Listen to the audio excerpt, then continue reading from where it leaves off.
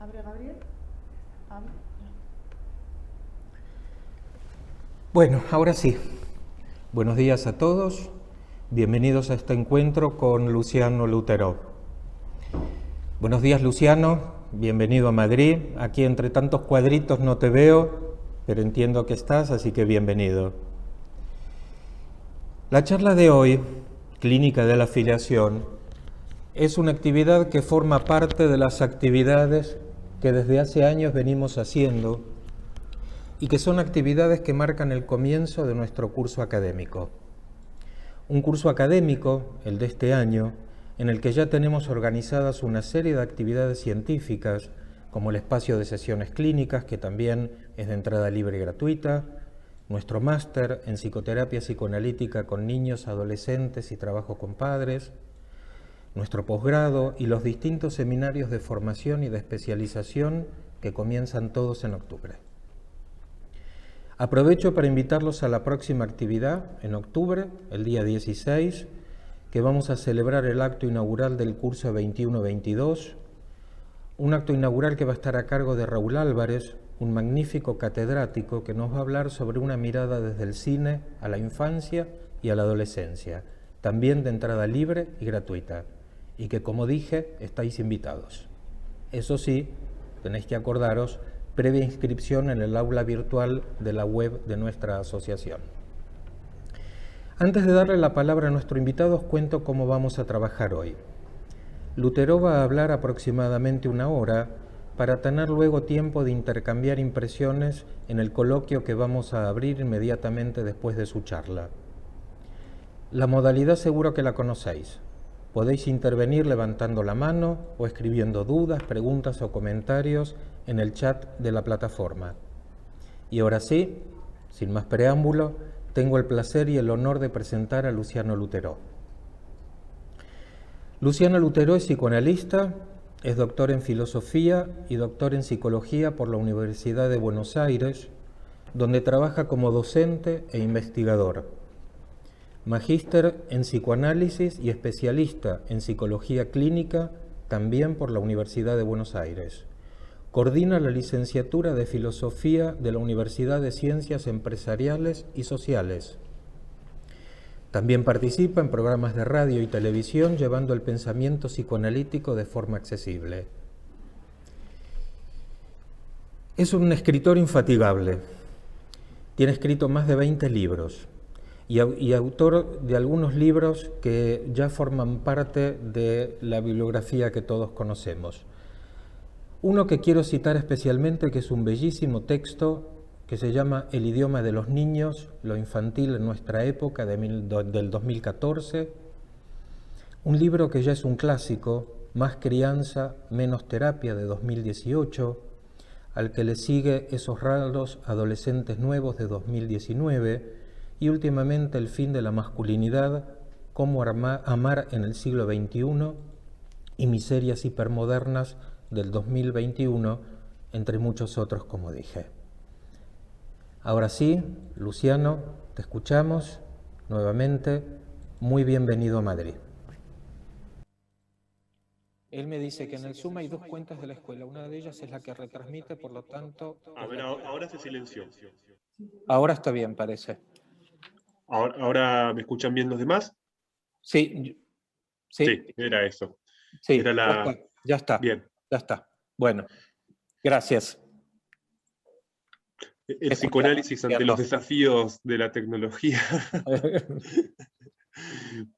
Había un viejo chiste que decía, ¿no? ¿Cuántos psicoanalistas hacen falta para cambiar una bombita de luz? No sé si lo conocen, ¿no? Ese viejo chiste, ¿no? Y que concluía diciendo, bueno, no, lo importante es que la bombita quiera cambiar.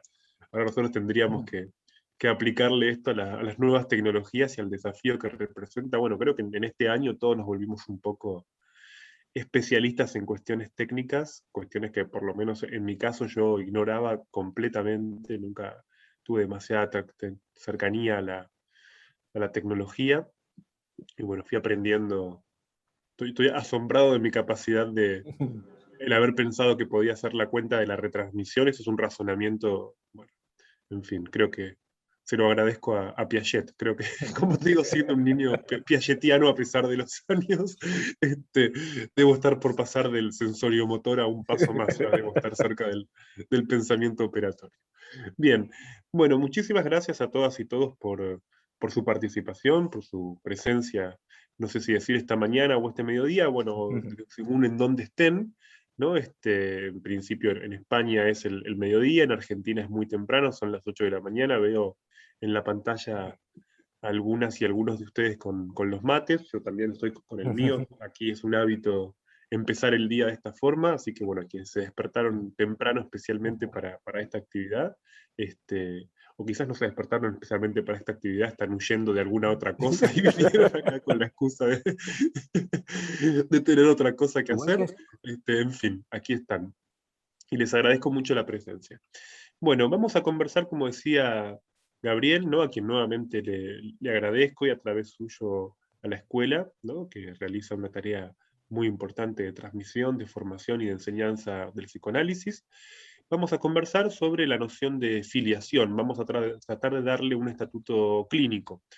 Yo creo que es una noción que de un tiempo a esta parte se volvió muy importante, no porque sea novedosa, es una noción que está, yo creo que en el origen mismo del psicoanálisis. Me parece que de alguna forma podríamos decir que el psicoanálisis es una teoría basada en la noción o en la idea de que tiene que haber una filiación, ¿no? Una filiación es en efecto, ¿no? Digamos, una transmisión generacional, ¿no? Quizás en la época de Freud esto no era algo especialmente mencionado o especialmente tematizado porque era algo dado, ¿no? Digamos, quiero decir, Freud habla principalmente en un contexto que es el de los síntomas neuróticos, que de alguna forma son testimonio de una huella filiatoria, ¿no? Digamos, pero sin embargo, aunque Freud explícitamente no lo tematice, sin embargo encontramos afirmaciones suyas como muy específicas, como por ejemplo cuando habla sobre todo de la histeria femenina y habla de cómo la histeria lleva los síntomas del padre, ¿no? Digamos, esa referencia sintomática incluida, ¿no? Digamos, en el psiquismo histérico, ¿no? A partir de, por decirlo así, las faltas del padre se vuelven síntomas en la hija, o mismo las deudas del padre para el obsesivo, en fin, ¿no? Digamos, Freud recordaba también ese famoso aforismo de Goethe que decía, ¿no? Que aquello heredado hay que poder ganárselo, hay que poder apropiárselo, o sea, hay que poder hacerlo de uno también. O sea, en definitiva, en Freud encontramos una cantidad muy diversa de indicaciones relativas a la afiliación sin haberle dado, ¿no? Digamos, un estatuto específicamente conceptual, porque eso estaba, como decía, garantizado. No estoy seguro de que eso pase en nuestra época, por eso quería empezar esta conferencia, esta charla, esta conversación abierta, ¿no? Digamos, problematizando algo que en principio en otro tiempo era evidente, ¿no? Digamos, quiero partir de una afirmación, porque me voy a restringir específicamente a la práctica o la clínica con niños, para hacerlo más, por decirlo así, manejable el tema dentro de este tema, dentro de este tiempo limitado, ¿no? Digamos, quiero partir de una idea que vengo pensando y desarrollando, sobre todo en este último tiempo. Me refiero a que la noción de filiación supone, ¿no? Que alguien está en posición de hijo, ¿no? Digamos, no podría haber filiación si no hubiera hijo. Y creo que para Freud era obvio que todo niño era un hijo, ¿no es cierto? Mientras que me parece que hoy podríamos nosotros preguntarnos si eso todavía es así. Si es realmente tan seguro que los niños sean hijos o que siempre lo sean. Dicho de otra forma, si no ocurre eventualmente que en la consulta clínica nos tengamos que preguntar, ¿no? Digamos, si ese niño que tenemos enfrente, ese niño por el que se consulta, ¿no? Digamos, podemos dar por seguro que se trata del hijo de esas dos personas o de esa persona que nos consulta por él. ¿Qué garantiza eso? ¿Está dado ese pasaje? Prefiero pensar la cuestión desde este punto de vista para no empezar a hacer una disquisición respecto de tipos clínicos, patologías, diagnósticos, ¿no? Me parece que no necesariamente hay que ir a casos en los cuales nos encontremos con los llamados problemas de la subjetivación para plantear esta cuestión, ¿no? Quiero decir, no necesariamente tenemos que pensar en casos en los que esté afectado de alguna forma el desarrollo para poder hacerle alguna pregunta en torno al estatuto de hijo de un niño. Lo que sí creo que es claro, ¿no? Digamos, o me parece que por lo que podemos partir, ¿no? Si yo pudiera resumir una idea, diría, ¿qué es lo que hace de un niño un hijo? Una primera respuesta que yo daría, ¿no? Digamos, es que un hijo está en relación con el deseo de sus padres. Y digo sus padres en plural, aunque quizás tenga solamente un progenitor o sea solo una persona quien es el adulto encargado de la crianza de ese niño. Quiero decir, un hijo es hijo de por lo menos dos personas, aunque esas dos personas estén encarnadas por una sola. Y al mismo tiempo es hijo de un deseo establecido entre esas dos personas. Aunque esas dos personas, vuelvo a decirlo, pueda ser solo una. Quiero decir, un niño es hijo si está en relación con un deseo que lo precede y lo excede. O sea, un niño, por decirlo así, puede ser objeto de deseo, y vaya si lo es. Pero para decirlo de esta forma, el deseo de hijo no asegura la filiación de un hijo. Vamos a decirlo de esta forma, voy a retraducir lo que menciono, ¿no? El deseo de niño no asegura el estatuto de hijo del niño.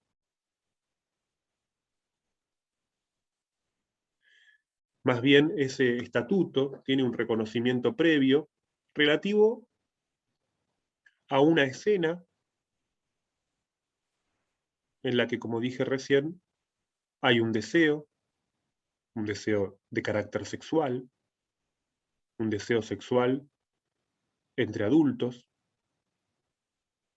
que, insisto, ¿no? Digamos, ese deseo puede ser, volviendo a la situación cuando decía una sola persona, puede ser que, ¿no? Digamos, lo que asegure el estatuto de hijo de, pongo un ejemplo, ¿no? Digamos, una mujer decide tener un hijo, ¿no? Digamos, de manera autónoma, ¿no? A través de un método de fertilización o por una vía asistida, ¿no? Digamos, sin pareja, ¿no?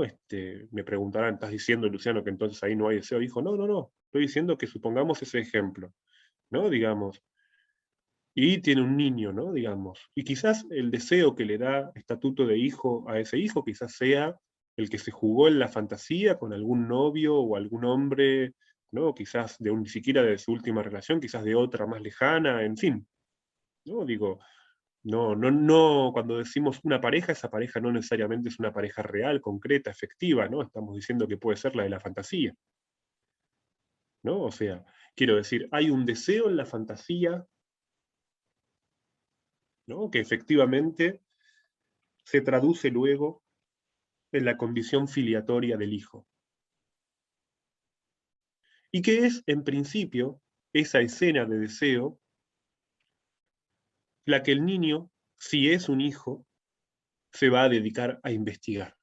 Y subrayo la palabra investigar, porque es una palabra freudiana que a mí me gusta mucho, ¿no? Freud decía que el niño es un investigador, es un término que a mí me encanta, ¿no? Que es un niño, es un investigador, ¿no? Es una de las concepciones más hermosas que tiene Freud de la infancia. Sobre todo cuando Freud no piensa al niño por su capacidad de disfrute, no piensa al niño, ¿no? Como se lo piensa hoy en día en función de la satisfacción de sus necesidades, ¿no? Freud piensa al niño por su capacidad de investigación. Y como buen investigador, el niño es alguien capaz de producir teorías, las que Freud llamaba teorías sexuales infantiles. Y aquí yo quiero plantear una pregunta para nuestra conversación después, para que vamos a tener un buen tiempo para poder tener un intercambio, ¿no? Digamos, yo quisiera plantear como inquietud, ¿no? ¿Qué vigencia tienen las teorías sexuales en el siglo XXI? ¿De qué manera las reconocemos en nuestra práctica? ¿Trabajamos los analistas del siglo XXI con las teorías sexuales infantiles de los niños? ¿Están? Porque al menos desde mi punto de vista, anticipo una respuesta, muchas veces no diría que ese entramado de teorías sexuales infantiles no se reconoce en la práctica con niños. Pero quiero decir porque efectivamente una de las consecuencias de encontrarnos con niños no filiados es que no se desarrollan. Entonces, ¿no?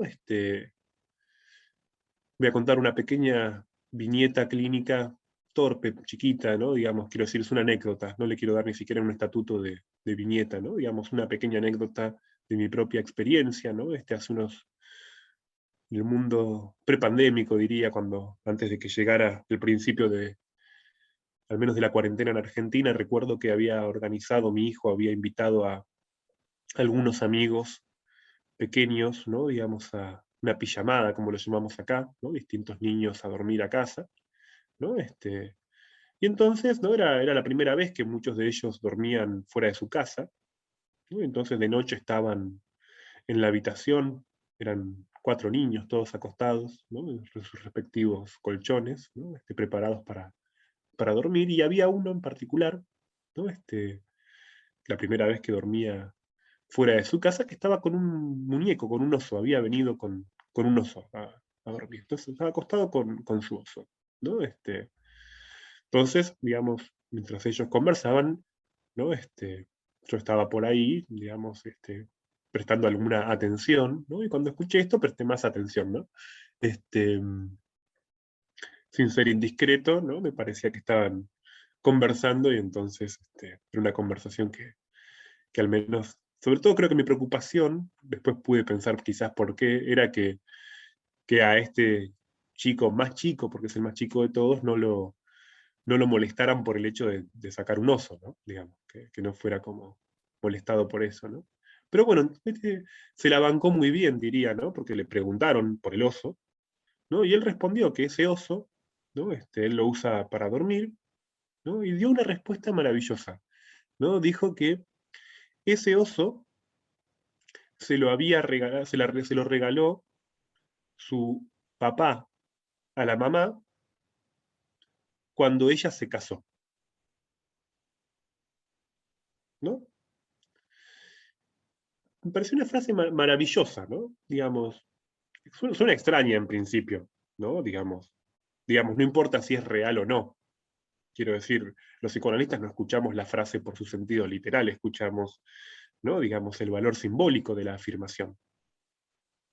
Quiero decir, este oso se lo regaló mi papá a mi mamá cuando ella se casó, ¿no? Y es interesante la afirmación porque, ¿no? Digamos, quienes nos dedicamos a escuchar, ¿no? Rápidamente nos vemos tentados, o al menos yo me sentí tentado en ese momento, de decir, cuando ella se casó, ¿con quién?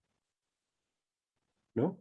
Porque efectivamente la frase deja indeterminado, ¿no? Digamos, uno podría decir, claro, ¿no? Digamos, si el padre se lo regala a la madre cuando ella se casa, ¿no? Digamos, queda reprimido el lugar del marido, ¿no? Digamos, el padre reprime al marido, podríamos decir, ¿no? Digamos, el casamiento, entonces, ¿qué fundaba? ¿Una pareja conyugal o más bien, ¿no? Digamos, la escena habla de cómo la pareja parental se sobrepone a la pareja conyugal, ¿no? Y además, eso que le da la madre, eso que le da el padre a la madre en ocasión del casamiento, ¿no? Confunde al mismo tiempo la escena del matrimonio con la de una fecundación, ¿no? Digamos, o sea, hay un punto ahí donde fíjense que a veces, ¿no? El trabajo con, ¿no? Digamos, las teorías sexuales infantiles se reconoce en una pequeña frase incidental, mítica, ¿no? Digamos, pero que bueno, si la empezamos a desbrozar como en esta situación, ¿no? Vemos que tiene una densidad enorme,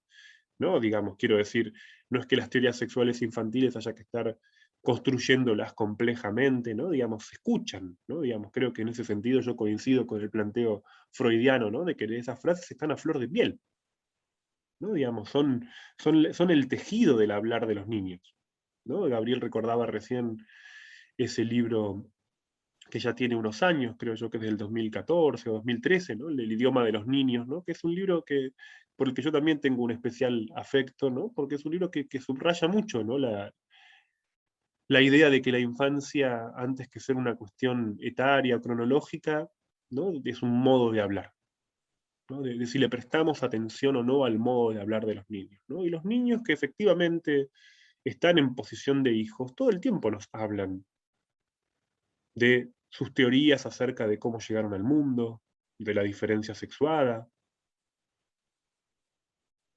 digamos, rápidamente empiezan a preguntar, ¿no? Por la diferencia que hay entre varones y mujeres, o la diferencia que establece el sexo,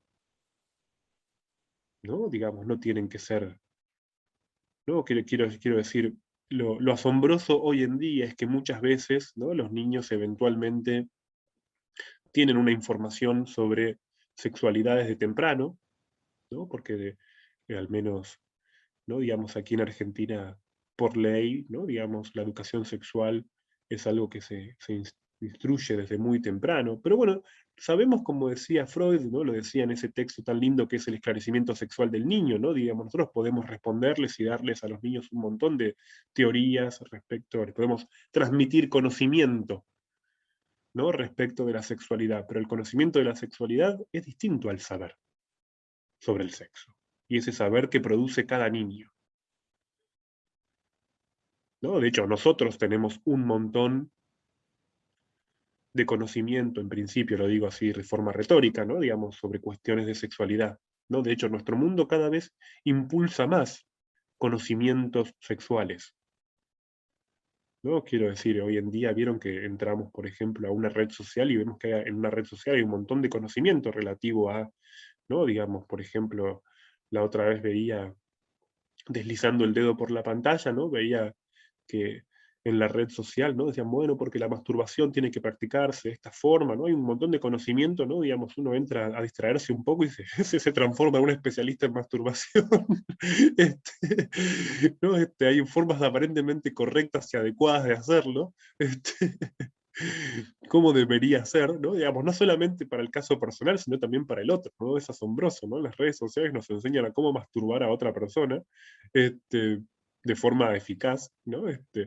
Pero claro, después todo ese conocimiento consciente, ¿no? Digamos, queda reprimido por la posición que tenemos relativa al saber sobre el sexo, ¿no? Digamos, y creo que ahí agrego otro aspecto más a la línea que vengo desarrollando relativa a la afiliación, ¿no? El niño desde muy temprano se encuentra en una posición de saber respecto del sexo, ¿no? Esa es la función de las teorías sexuales infantiles. Creo que cuando ese entramado de saberes relativos al sexo muchas veces no se constituye del todo, lo que encontramos es que justamente esa protección tan importante, ¿no? Y la llamo de protección porque en definitiva, ¿no? Digamos, funciona como una barrera respecto de lo más intrusivo de la sexualidad, ¿no? Quiero decir, ¿no? Digamos, el niño no está urgido, ¿no? Respecto de tomar una posición sexuada, porque puede desarrollar sus saberes en torno a eso. Quiero decir, una niña que juega a la mamá no se ve empujada a tener que tomar una posición como mujer. Puede desarrollar lúdicamente su saber sobre el sexo, por ejemplo, relativo a la maternidad en este caso, sin que eso la lleve a tener que hacerse una pregunta respecto de su posición femenina. Quiero decir, ese aseguramiento que produce el saber, ¿no? Y digo esto para enfatizar, ¿no? Digamos que la posición de hijo no es una posición que en definitiva valga por sí misma, sino que justamente también es en los niños, ¿no? Aquello que permite el desarrollo, por ejemplo, de la escena de juego. Decía recién, ¿no? Digamos, una niña puede jugar a la mamá, puede a través del juego con sus muñecos desplegar sus teorías sexuales infantiles, y eso en efecto, ¿no? Digamos, es el motor de ese gran mecanismo, ese gran dispositivo, ese gran artificio de elaboración que es el juego. Digo, ¿por qué muchas veces nos encontramos hoy en día con niños a los que les cuesta muchísimo jugar? Ya no solamente digo niños que no pueden jugar solos, sino niños que no pueden jugar incluso con otros, o que solo pueden jugar cognitivamente, solo pueden jugar, quiero decir, ¿no? Digamos, con entretenimientos o con juegos que en realidad lo que implican es un uso de la inteligencia, pero no implican el sostén emocional de la experiencia lúdica. ¿No? Digo, quiero decir, cuando insisto o pongo en un primer plano la noción de filiación, estoy pensando en esta clase de problemas también, ¿no? Quiero decir, que un niño se vuelva hijo no tiene que ver solamente con la relación con sus padres, sino que también, ¿no? Digamos, habla de los recursos con los que cuenta ese niño, porque nuestra posición de hijo es lo que en definitiva, ¿no? Voy a decirlo de esta forma, ¿no? Nadie es un ser del todo sexuado, nadie asume una posición sexuada mientras permanezca en posición de hijo. Podríamos, en otro contexto, ¿no? Trasladar esto que estoy diciendo al marco de la adolescencia, y claramente ahí ubicamos, ¿no? Si pensamos, por ejemplo, en adolescentes varones, ¿no? Digamos, el encuentro recurrente con la impotencia hoy en día, ¿no? Cuando muchas veces adolescentes varones, ¿no? recurren inmediatamente a la utilización del Viagra, ¿no? Cuando en realidad no hay ninguna dificultad orgánica, cuando al mismo tiempo no tienen ninguna dificultad para tener una erección en la experiencia masturbatoria, pero efectivamente hay algo del encuentro con otro cuerpo que los impotentiza, ¿no? Y no tiene que ver con una cuestión, por decirlo así, de falta de excitación, o no tiene que ver con una cuestión fisiológica, ¿no? Sino que tiene que ver con la posición, con la reactualización edípica de la posición de hijo del encuentro sexual. Voy a decir, por eso un poco temprano en Argentina, ¿no? A las 8 de la mañana decir, nadie puede ir a la cama en posición de hijo, ¿no? Digamos, el problema de la cama es que requiere tener que abandonar al menos transitoriamente la posición de hijo, ¿no? A veces digo en chiste, y perdón si mi sentido del humor no es muy bueno, ¿no? Yo tengo un muy mal sentido del humor, y siempre puedo como refugiarme en decir, es como el rasgo que más comparto con mi padre, ¿no? Los dos tenemos, si algo heredé de mi padre, que además amo absolutamente, es su pésimo sentido del humor, y hacer esos chistes de los que no se ríe nadie salvo uno. Pero en nuestra época, ¿no? Que justamente estimula el desarrollo de identidades sexuales, ¿no? Me parece que, yo diría, a la cama podemos ir con la identidad sexual que querramos. Ahora, lo que es claro es que en la cama no hay hijo. El hijo es siempre el que está del otro lado de la cama. Esto es una idea que también es muy freudiana, cuando Freud hablaba de la famosa escena primaria. Es otra forma de mencionar lo que decía al principio cuando me refería a que hay una escena que precede, que antecede, en la que se juega el deseo del que nace ese hijo. Ese deseo que un hijo va a investigar. ¿Qué quiere decir? Que el hijo siempre está en otro lado. Que el hijo es el espectador de la escena sexual. Ahora, zambullirse en la escena sexual implica justamente tener que, al menos por un ratito, como decía, no creo que eso se logre de forma definitiva, al menos por un ratito es preciso dejar esa posición de hijo. Ahí ya los reclamos, las demandas, el hacerse cuidar, la expectativa de protección, todo eso tiene que quedar al menos entre paréntesis durante lo que dure, ¿no?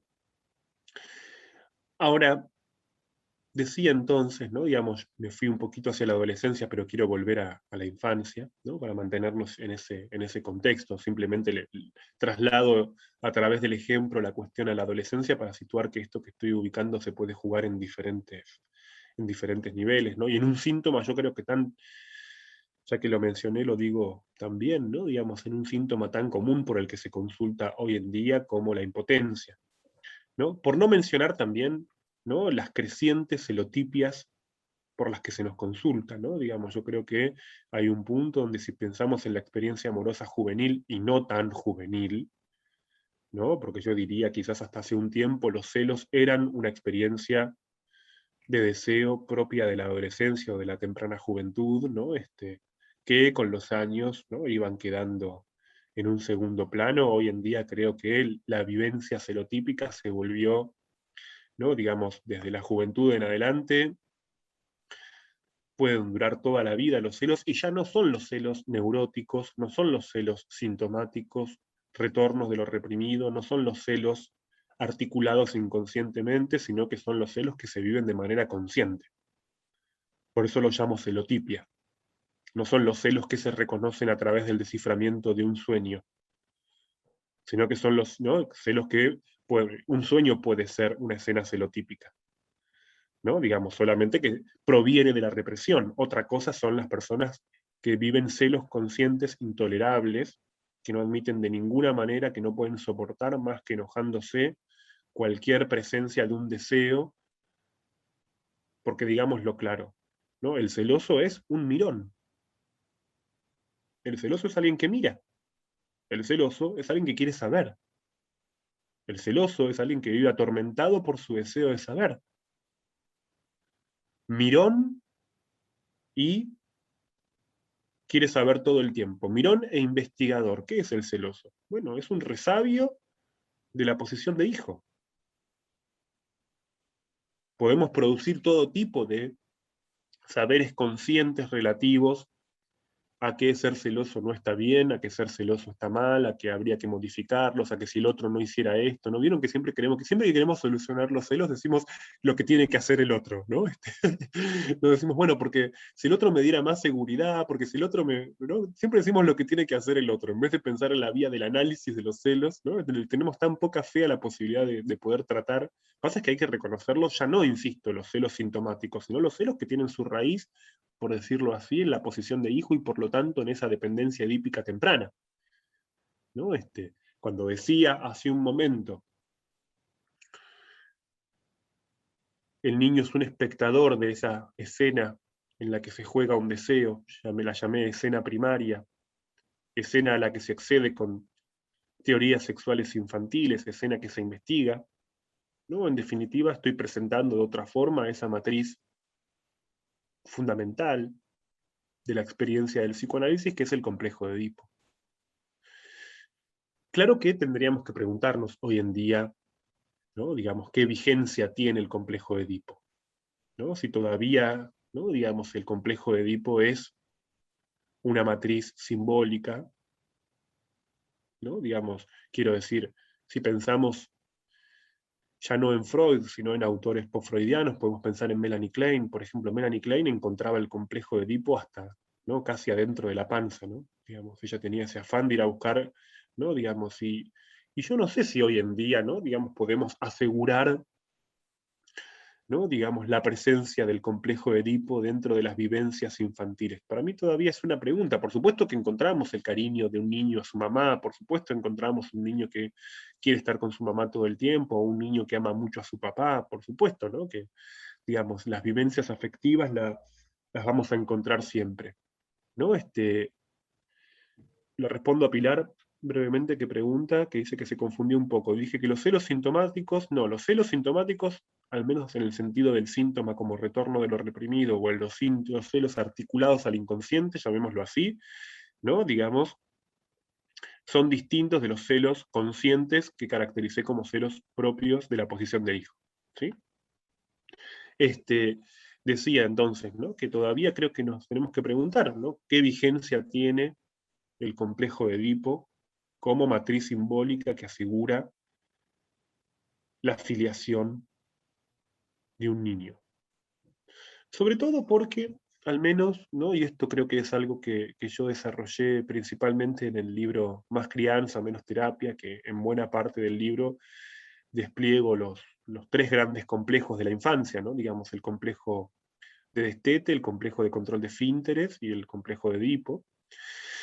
Y de alguna forma lo que planteo en el libro es que, ¿no?, digamos, esa instancia inicial de relación primaria con el otro, que es lo que se juega en la experiencia del destete, ¿no?, sigue siendo, ¿no?, digamos, una experiencia que se prolonga muchos años, más allá del hecho de que un niño deje de mamar, que abandone la lactancia, o quizás si solamente se alimentó con biberón, ¿no?, igualmente, ¿no?, permanece siendo, ¿no?, digamos, permanecemos en esa posición primaria en la que se trata de simbolizar la ausencia del otro.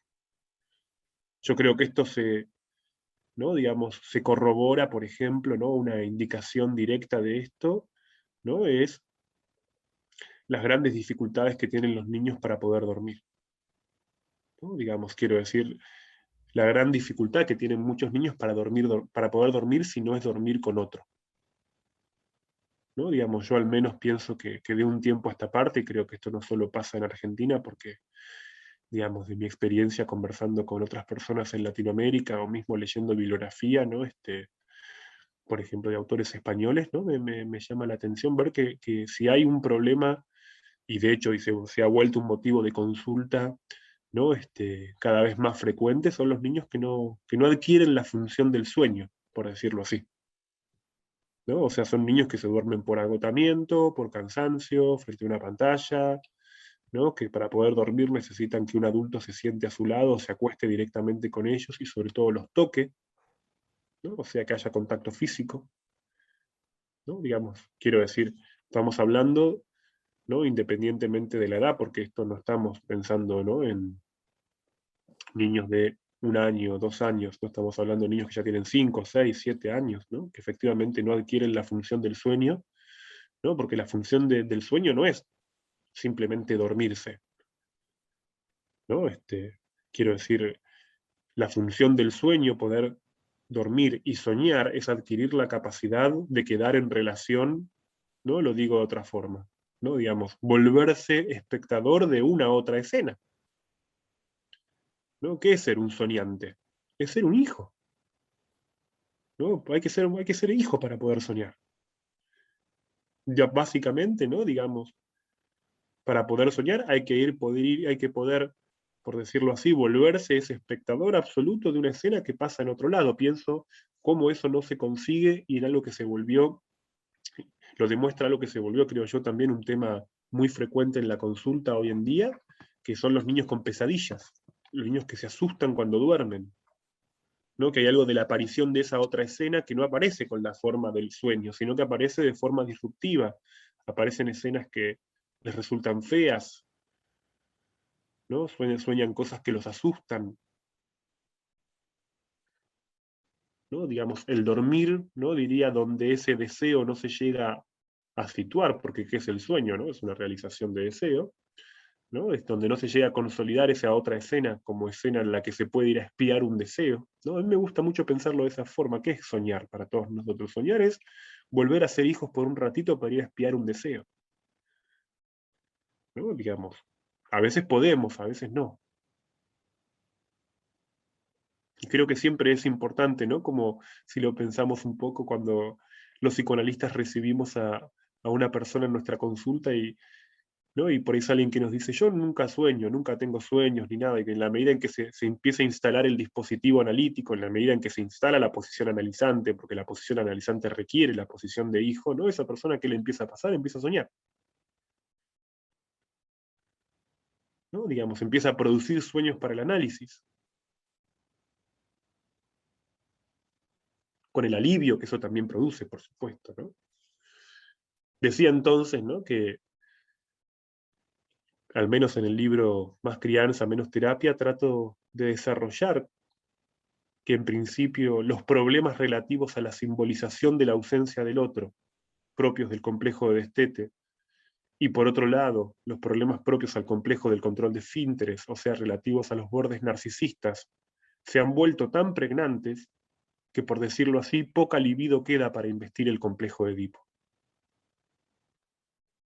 Nos encontramos entonces con niños cuyo trabajo psíquico está mucho más planteado a nivel de poder elaborar la relación primaria con el otro, o en relación a sus propios bordes narcisistas.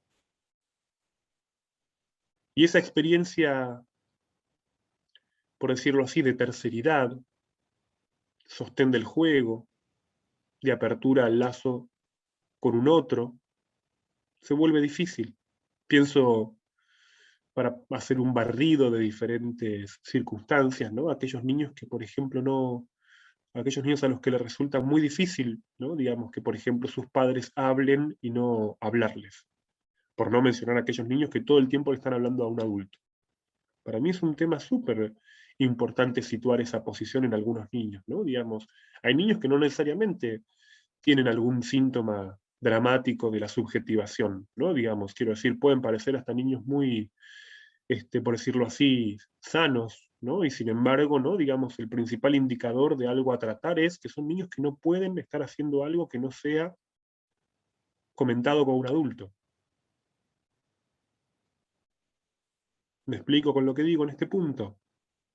¿No? Digamos, a veces incluso, ¿no? Digamos, lo escuchamos de manera lateral en la consulta de los adultos cuando nos dicen, ¿no? Digamos, no puedo hacer nada sin que mi hijo me esté hablando. Cuando estoy con mi hijo no puedo hacer otra cosa. ¿No? Digamos, padres que nos dicen que no pueden cocinar, no pueden sentarse a leer, ¿no? Digamos, ponerse a hacer, no pueden sentarse a escuchar música porque ya inmediatamente su hijo les está encima hablándoles de algo. ¿No? Digamos, ese corte en relación a la palabra, ¿no? Es una de las formas del destete también. O, digamos, como decía recién, a propósito del complejo de control de esfínteres, ¿no? Digamos, lo relacioné, en el libro lo desarrollo mejor esto, aquí solamente lo voy mencionando, ¿no? Digo, me refiero a los bordes narcisistas, ¿no? Niños para los cuales, ¿no? Digamos, el grado de rivalidad que adquieren en el vínculo con el otro es tal que no pueden tener una escena compartida con otro niño. ¿No? Digamos, niños que entonces no pueden jugar con otros. ¿No? Por eso creo que para algunos niños las tecnologías vinieron muy bien, porque les permiten jugar solos con otros, pero juegan solos, no juegan con otros. ¿No? Permiten que cada uno juegue solo, juegan en paralelo solos. ¿No? Que si lo pensamos y lo reconducimos evolutivamente, es una escena propia de la infancia, pero es una escena muy temprana. Quiero decir, que permanezca ese tipo de vínculo o ese tipo de lazo infantil, ¿no? Por ejemplo, en niños de 8 o 9 años, ¿no? Se vuelve un problema, ¿no? ¿Por qué digo que se vuelve un problema? Porque eso también interroga otra de las nociones, creo yo, más importantes del psicoanálisis, ya no con niños, ¿no? Sino del psicoanálisis en su conjunto, que es la idea de latencia. ¿No? Digamos, si hay una idea fundamental dentro de la concepción freudiana de la sexualidad, es que la sexualidad requiere dos tiempos, que tiene dos tiempos, que es necesario un tiempo, por decirlo así, de elaboración de una posición de saber o de hijo respecto de la sexualidad en la temprana infancia, para que luego eso sucumba al trabajo de la latencia y por lo tanto, con la actualización puberal, ¿no? Se ponga a prueba ese saber elaborado. ¿No?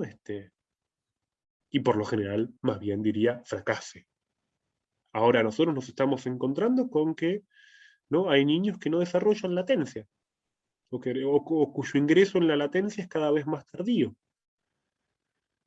¿No? Por lo tanto, ¿no? Lo que Freud pensaba de una latencia que quizás iba de los 6 a los 13 años, 6, 7 años, ¿no? Para efectivamente producir el trabajo de la latencia, tiene como contracara latencias de 2, 3 años, o quizás casos en los que la latencia no estuvo. Y eso creo que permite entender también, ¿no? Digamos, muchas coordenadas propias de la consulta actual con adolescentes, cuando puede ser que recibamos la consulta por un joven de 14, 15 años, ¿no? Digamos, y no podemos dar por sentado que se trate de un adolescente. Podemos decir que se trata de alguien que atravesó la pubertad, pero no es lo mismo si ahí hubo, ¿no? Digamos, ¿cuál es el trabajo de investigación clínica que hacemos en las primeras sesiones con alguien de esa edad? ¿No? Es tratar de rastrear los efectos de la latencia, si es que la hubo.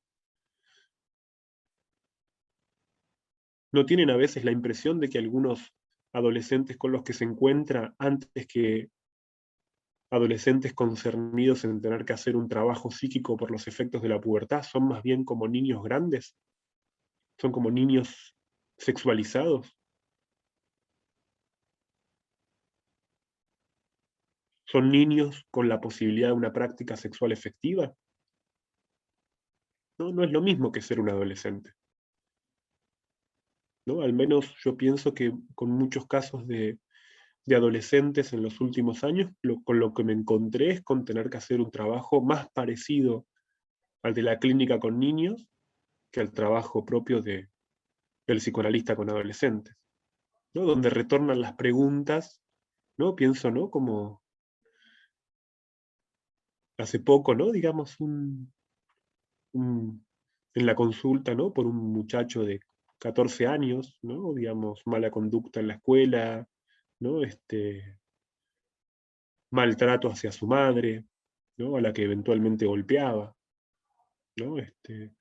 No con violencia, ¿no? Digamos, diría, golpeaba a su madre con torpeza, por no poder distinguir, ¿no? De que él ya tenía un cuerpo con el cual, ¿no? Digamos, por decirlo así, en sus berrinches y en sus momentos de enojo, ¿no? Cuando ya a los 14 años su madre quería frustrarlo eventualmente, ¿no? Supongamos pidiéndole que se fuera a dormir porque tenía que ir a la escuela al día siguiente, ¿no? Y que por lo tanto dejara de jugar a las PlayStation, ¿no? Digamos, él se enojaba, golpeaba cosas, ¿no? Revoleaba algo, y si la madre estaba por ahí, quizás la ligaba, ¿no? Quiero decir, no era un pibe violento, un pibe con poco borde, diríamos, ¿no? Digamos, no lo desarrollo más, pero simplemente digo, cercano a lo que nombraba hace un momento, ¿no? Digamos, con bordes narcisistas difusos, ¿no? Digamos, incapaz de representarse, ¿no? Pensemos que el atravesamiento del complejo de Edipo, esto perdón que no lo desarrolle, pero después les puedo hacer llegar un texto sobre este tema, ¿no? Digamos, la empatía es una de las consecuencias directas del atravesamiento del complejo de Edipo,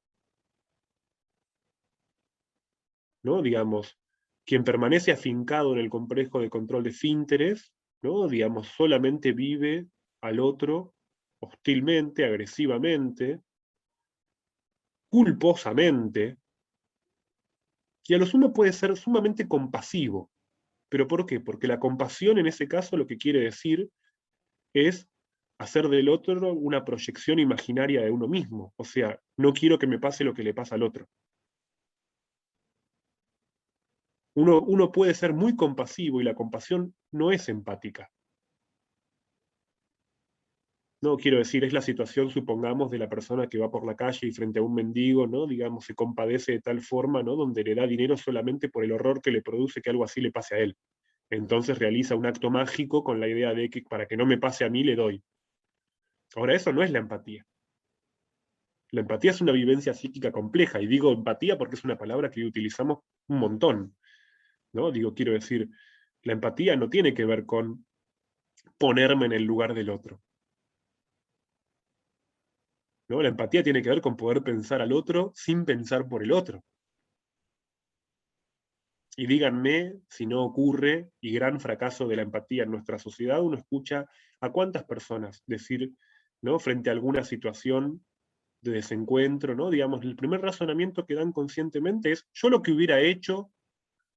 ¿Y cómo puede ser que el otro haya hecho esto? Porque yo lo que hubiera hecho, ¿no? Digamos, efectivamente, ¿no? Digamos, eso es un indicador clínico sumamente importante respecto de, uno puede, uno puede situar de qué manera alguien atravesó el complejo de Edipo cuando nos cuenta una pelea, y por qué también, ¿no? Las peleas de pareja se han vuelto hoy en día, ¿no? Digamos, tan significativas, tan difíciles, y la clínica de parejas aumentó muchísimo en este tiempo.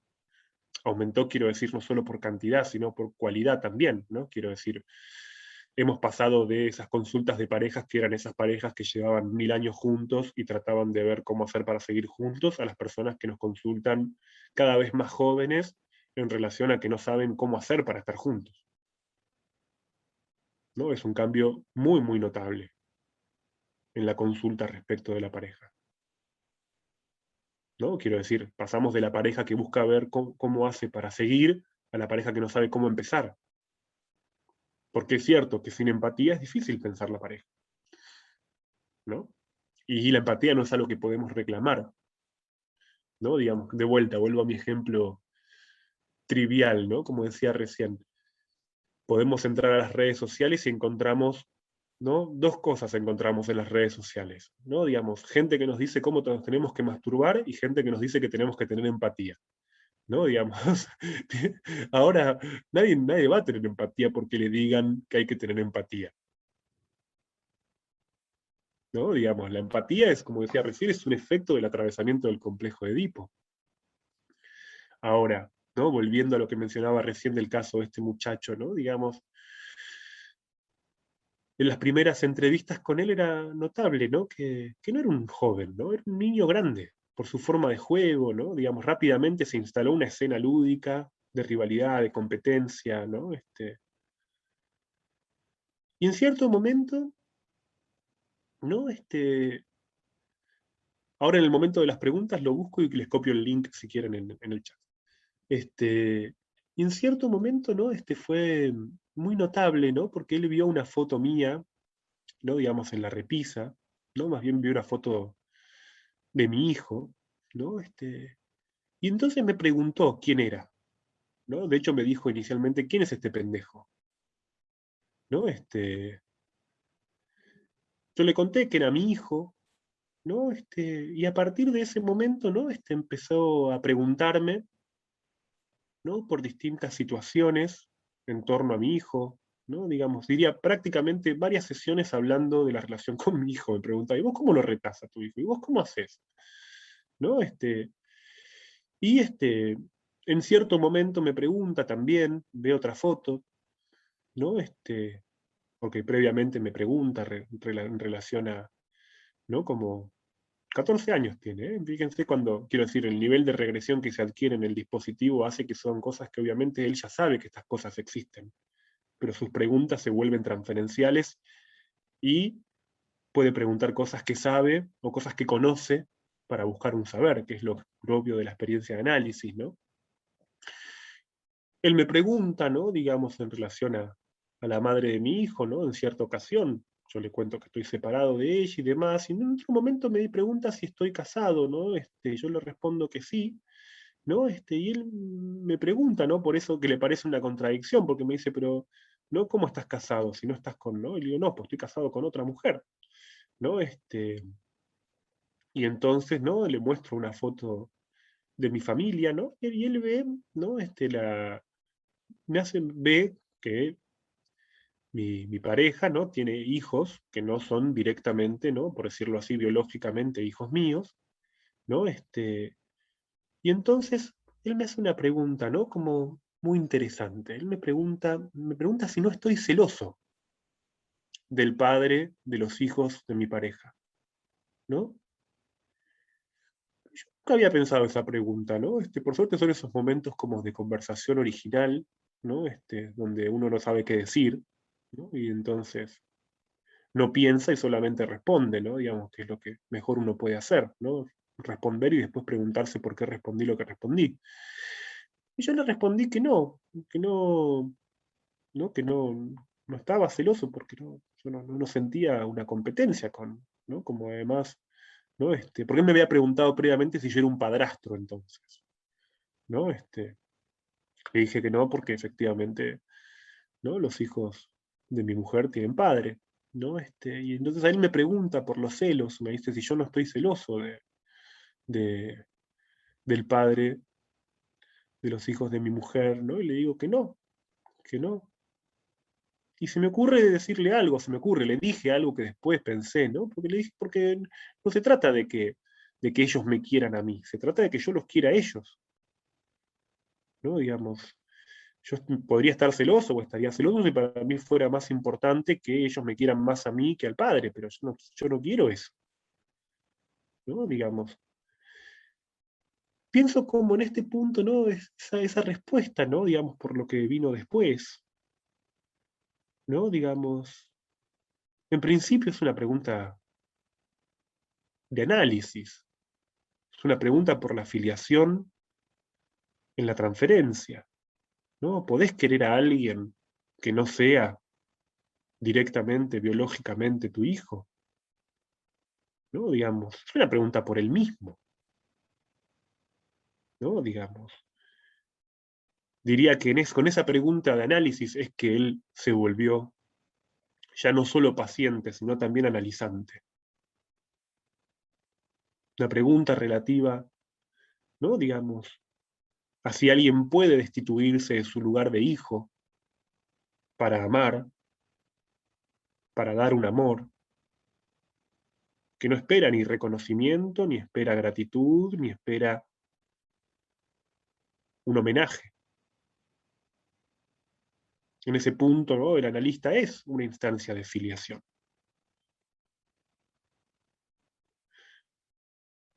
Porque la filiación también nos introduce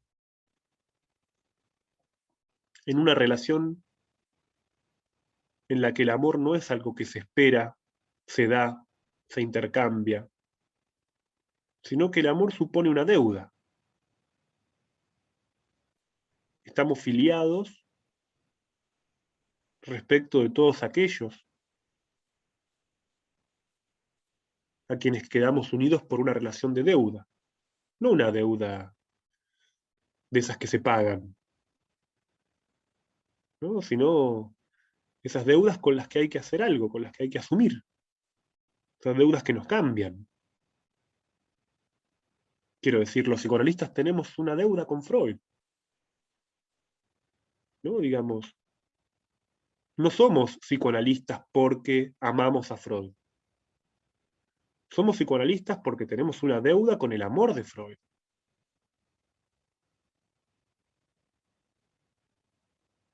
Que es el amor de Freud lo que nos introdujo en esta práctica. Es el amor de Freud, quiero decir, el que hace que leamos las primeras páginas de la interpretación de los sueños o la psicopatología de la vida cotidiana y digamos, acá hay algo. Yo recuerdo en mi adolescencia cuando una vez estaba pensando, ¿no?, qué es lo que iba a hacer de mi vida, ¿no? Y vi en el parque caminando, ¿no?, digamos, vi a una mujer, tendría 25 años, tendría 16, 17, ¿no? Ya una mujer de 25 años era muy grande en aquel entonces, ¿no? Vi una mujer sentada en un banco leyendo un libro de Freud. Y el efecto fue impresionante. Dije, yo quiero leer lo que está leyendo esa mujer. Y así dije, me voy a anotar en la carrera de psicología. Efectivamente, ¿no?, la escena primaria puede volver en cualquier momento, ¿no? Digamos, la escena primaria puede ser, ¿no?, digamos, un adolescente que camina por la plaza y ve, digamos, ¿no?, digamos, a una mujer con ese hombre en los brazos que es un libro freudiano, ¿no? Y uno dice, ahí hay algo y yo quiero saber qué hay ahí. Bueno, yo creo que ya estamos en hora como para que haya preguntas o que haya intercambio. Así que si les parece, yo me detengo aquí. Voy a buscar el texto que les mencioné para copiarlo en el link, acá en el chat, digo, pero en principio, para desarrollar más en profundidad algunas de las cosas que dije, les propongo que primero hagamos un espacio de conversación y luego desarrollo, ¿sí? ¿Te parece bien, Gabriel? Perfecto, muchísimas gracias, Luciano. Como la verdad que más que para una charla de una horita, tendríamos que haber tenido el tiempo de un seminario, pero bueno, por las cosas que has planteado. Pero bueno, todo se andará, como se dice por aquí. Dale. Como comenté antes, abrimos ahora el coloquio, como decía Luciano, para poder intercambiar con él y entre nosotros.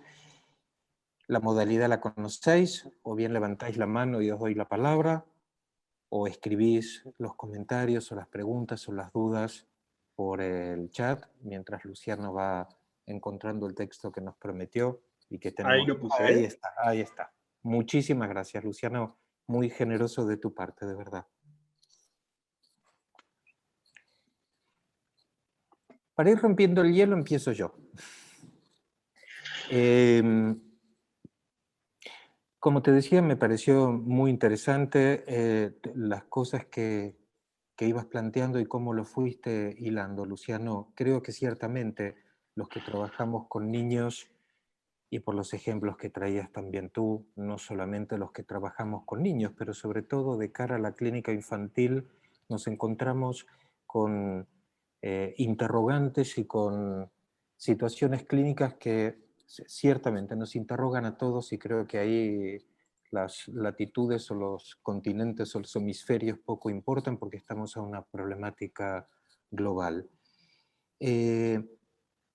Decías que la afiliación supone que alguien esté en posición de niño, lo cual adhiero, Y creo que el gran problema justamente con el que nos encontramos, por eso me gustó tanto el título que sugerías para esta ponencia, que es el tema de la filiación, que habla justamente del lugar de hijo.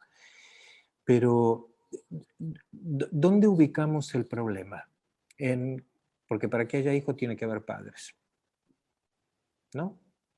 Entonces, si la filiación y la problemática que supone la no filiación no está dada porque los padres o los adultos, mejor dicho, no se ubican no los padres, los adultos no nos ubicamos o no se ubican, no sé cómo conjugar en el lugar de padre. Si la sociedad no sostiene al adulto en el lugar de adulto para que un niño pueda ubicarse en el lugar de hijo. Porque sí creo que vemos, bueno, no me quiero extender más, yo empezaría por ahí, creo que tenemos más preguntas, a ver. Sí, Digo algo sobre lo que vos decís primero, ¿no? adelante. Luego digamos, abrimos después otras preguntas, pero brevemente para ampliar un poquito lo que vos decís, me parece que está muy bueno lo que vos ubicás, ¿no? Porque, en primer lugar, ¿no? Digamos, la parentalidad hoy en día, ¿no? Es un ámbito también de consulta, ¿no? Quiero decir, muchas veces Uh-huh. nos encontramos con personas que nos consultan para poder hablar de su relación con su función parental, ¿no? Digamos, se volvió un tema, yo diría, como, quiero decir, en otro momento histórico era impensable que alguien consultara a alguien para preguntarle cómo ser padre, cómo ser madre, ¿no? Como hay algo de las funciones parentales que se volvieron como ámbito de pregunta, ¿no? Y al mismo tiempo, ¿no? Digamos, uno diría, para ser padre o ser madre, ¿no? Es preciso, sin duda, haber dejado la posición de hijo, ¿no? Digo, si para adquirir una posición sexuada es preciso dejar de ser hijo, ¿no? Digamos, la adquisición de una función parental es correlativa a asumir una posición sexuada. Yo siempre digo en chiste, ¿no? Digamos, los hijos o los niños no tienen padres. Los niños lo que tienen es ese hombre, esa mujer, ¿no? Digamos, ese adulto específico, sexuado, que cumple la función de padre o de madre, ¿no? Digo, quiero decir, lo que trato de subrayar en este punto es que las funciones parentales son un derivado de la posición sexual. Lo que pasa es que nuestra cultura hoy en día, que tiende a lo aséptico y sobre todo que idealiza con funciones de represión mucho mayores, trata de desinvestir el carácter sexual de las funciones parentales, ¿no? Quiero decir, piensa más bien las funciones parentales desde el punto de vista del ideal abstracto, ¿no? Digamos, por eso también, ¿no? Digamos, proliferan los textos, manuales relativos a, bueno, cómo ser madre, ¿no? Digamos, si uno puede leer un libro, por ejemplo, hable de cómo, ¿no? Digamos, ser madre donde no haya ninguna indicación a la posición sexuada, porque se lo ve como, por decirlo así, criterios, requisitos con los que hay que cumplir, ¿no? Digamos, y más bien se confunde la maternidad con ser alguien que satisface necesidades, ¿no?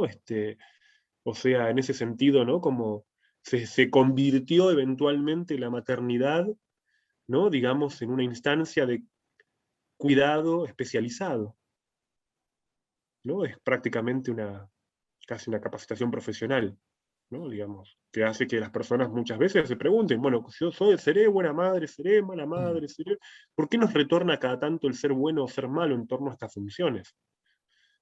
¿No? Yo no creo que sea porque hemos adquirido una capacidad de reflexión mayor. Yo creo que eso va de la mano también de cierta crisis social de la adultez. En el libro de crianza yo esto lo planteo hacia el final, ¿no? Que me pareció osado en su momento, porque me pareció que siendo un libro de divulgación, ¿no? Tenía algunas ideas arriesgadas, ¿no? Al menos porque la divulgación tiende o pretende ser conformista, ¿no? Digamos, vieron que la divulgación no tiene que decir nada muy desafiante porque rápidamente se puede volver rechazable, pero sin embargo, ¿no? Digamos, por suerte, en ese libro pude al menos decir algunas cosas que yo creo que había que decir y que no era tan fácil decirlas en aquel momento. Y una de ellas era decir que los padres de mi generación, ¿no? O sea, quienes hoy tenemos entre 40 y 50 años, somos padres que no han dejado de ser hijos, ¿no? Y que eso le daba o introducía una desnivelación en la relación parental con nuestros hijos, porque somos padres muy preocupados de ser amados por nuestros hijos. Y que al mismo tiempo nuestra preocupación de ser amados por nuestros hijos tiene dos efectos. Por un lado, pone a los hijos en un lugar de evaluadores permanentes de nuestra parentalidad, lo cual nos hace ser padres con muchas dificultades para tener autoridad parental. En segundo lugar, complica muchísimo la posibilidad de introducir frustraciones o, para decirlo de otra forma, nos cuesta escuchar a nuestros hijos angustiados sin angustiarnos, por lo tanto le tenemos muy poca tolerancia al conflicto como motor de crecimiento en nuestros hijos. Y al mismo tiempo, ¿no? Estas coordenadas suponen una rivalidad feroz con nuestros propios padres. Nosotros queremos con nuestros hijos ser mejores padres que nuestros padres.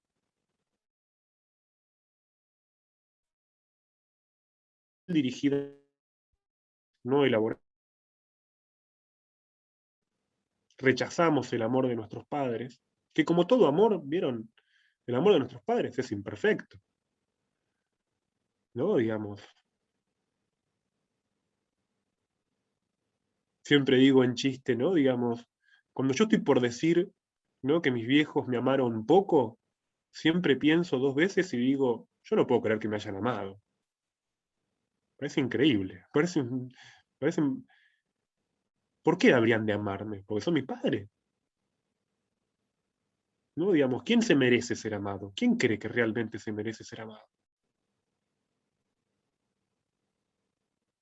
¿No? Digamos, entonces, en ese sentido, ¿no? Digamos, la rivalidad feroz que hay con los propios padres, ¿no? Termina desnivelando, ¿no? Digamos, la relación parental y ubica a los hijos como árbitros, lo cual muchas veces, ¿no? Digamos, obviamente genera situaciones que hoy en día son muy conocidas, quiero decir, ¿no? Digamos, padres que, por ejemplo, le piden a sus propios padres que cuiden a sus hijos, pero los tienen, ¿no? Digamos, no hagas esto, no dale esto, ¿no? Digamos, quieren enseñarle, ¿no? A sus hijos, a sus padres, cómo ser padres, ¿no? Digamos, lo cual es una escena muy interesante para analizar desde el punto de vista inconsciente, ¿no? Porque son hijos que le quieren enseñar a sus padres, ¿no? Cómo ser padres, quizás, ¿no? Digamos, son padres de un solo hijo, ¿no? Y por ahí sus padres tuvieron 5, 6, ¿no? Y les quieren enseñar cómo se cría, ¿no? Cómo se cría de la buena manera, ¿no? Al mismo tiempo, ¿no? Digamos, ni hablar, ¿no? Digamos, la creciente inseguridad que le transmitimos, donde no les logramos transmitir a los niños un deseo, ¿no? Producimos niños cada vez más inseguros, ¿no? Y este es un problema, porque al mismo tiempo que producimos niños cada vez más inseguros, de la mano de eso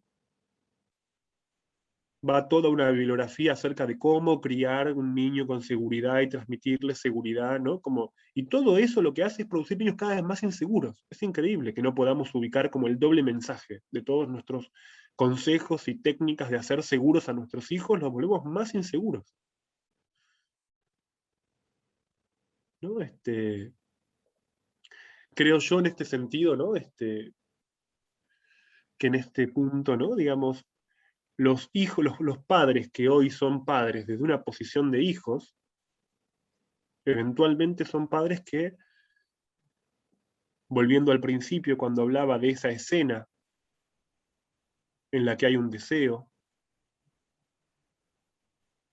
se pierde, porque en todo caso el padre actual es un padre que queda no investigando el deseo de sus padres, sino que rechaza que haya un deseo ahí.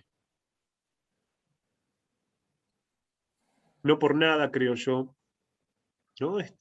O al menos una escena sobre la cual vengo pensando en este tiempo y que me parece sumamente interesante, ¿no? Son los padres que yo los llamo padres por turno, ¿no? Que son padres que, por ejemplo, una pareja tiene un hijo, ¿no? Y entonces a partir del nacimiento de ese hijo, ¿no? ¿Qué es lo que ocurre? Se turnan. Ahora está con vos, ahora está con vos, ahora está con vos. Nunca pueden tener una escena los dos padres con el hijo.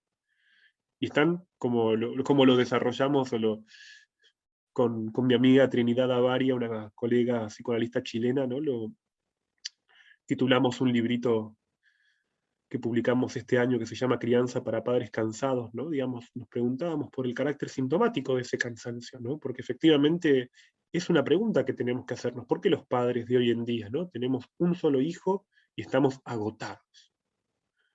¿Qué es lo que se volvió agotador en la crianza para que justamente, ¿no? Digamos, uno lo piensa, ¿no? Digamos, escucha relatos de personas que hace, ¿no? 20 años tenían 4, 5 hijos, ¿no? Nosotros tenemos, sin duda se redujo la familia, ¿no? En el sentido de que es cada vez más común tener uno, a lo sumo dos, y se vuelve agotador. ¿De dónde sale ese agotamiento? ¿De la cantidad de cosas que hay que hacer o de otra cosa? ¿O ese agotamiento tiene un condicionamiento psíquico? Bueno, le doy la palabra a Flor Mossman, que tiene levantada la mano. Flor, cuando quieras, adelante. Hola, ¿qué tal? Un gusto, Luciano, un gusto ¿Qué tal? también. eh, em, Gabriel, en primera instancia me declaro una gran admiradora de Luciano y es un privilegio para mí estar en esta charla. De hecho, yo estoy estudiando profesorado de piano y una de las pedagógicas me dan un montón de textos de él para poder leer. De hecho, en segunda instancia, para poder elaborar mi pregunta, quería citar del texto de Luciano, de Renuncia y Entrega, el control de esfínteres, que me pareció muy, muy interesante, pero me quedó ahí como una duda, digamos, algo colgado, donde él mencionaba que, bueno, esto tiene un gran valor simbólico y es un momento fundamental en la constitución psíquica del niño, y la traducción mental de esto es: si rechacé al otro, o sea, el alimento, el destete, entonces soy culpable de ese acto, como que puede haber algo malo en mí y entonces lo desecho. Ese trabajo psíquico de subjetivizar, digamos, la culpa en relación al otro, ahí es donde se genera esa deuda. Y mi pregunta era eso, si, digamos, la única solución para esa deuda, que no es la deuda de esas que se pagan, digamos, es aceptar la culpa como un estado interno, porque seguí leyendo el texto y después decía que podía haber consecuencias también incluso en los adultos, no solamente en los niños. Sí, está ¿Cómo, bueno lo cómo que vos quiere, mencionás y perdón, creo que... Luciano, Sí. perdón, ¿cómo quieres que hagamos? ¿Que vayamos juntando No, preguntas voy o ir por una de a por una? una y Perfecto, creo que perfecto. esta pregunta de Flor se puede reunir con la Ujú. pregunta que más arriba en el chat alguien hace acerca del control de De esfínteres, así esfínteres, sí, que se perfecto, pueden reunir perfecto. esas dos preguntas, ¿no? El control de esfínteres es un complejo que evidentemente no tiene que ver con el control de la función fisiológica, ¿no? Digamos. En todo caso, más bien diría la función fisiológica de control de excrementos, ¿no? Digamos, es el símbolo de una elaboración psíquica, ¿no? Que yo diría, hasta ese momento, ¿no? O mejor dicho, el pasaje por el primer complejo psíquico, que es el de destete, supone atravesar la relación con el otro, en principio a partir de una diferenciación, ¿no? Digamos, ¿qué quiere decir haberse destetado? Haberse destetado quiere decir poder contar con la ausencia del otro. No quiere decir separarse del otro, sino que justamente quiere decir no vivir la separación del otro como, como un desvalimiento, ¿no? Digamos, representar, poder simbolizar la ausencia del otro es fundamental, en la medida en que, por decirlo así, ¿no? Digamos que el otro esté ausente no quiere decir que no esté.